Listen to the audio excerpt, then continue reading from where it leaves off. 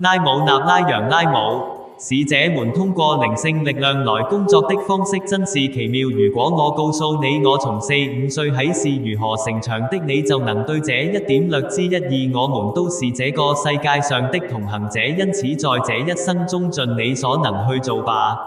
我有一個弟子通過念誦咒語裝滿了幾個壇子，他每念完100輪就往壇子裏放1粒米，他日夜誦念和冥想。有一天他眼前的帷幕開始升起，展現出洶湧的海浪，他能看到有人正在溺水或者某地發生了火災，而他能將其撲滅。他能夠看見並感知到30-40英里之外發生的事情。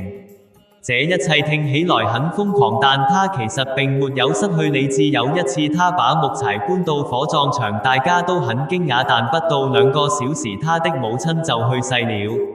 還有一次他說將會有客人到來，應當為他們準備食物，果然有些來自庫米拉的親戚到了，像這樣的奇蹟幾乎每天都在發生。因此他開始擔心自己的神智。我告訴他，他會在夢中明白一切，我已經讓他與自己的夢融為一體。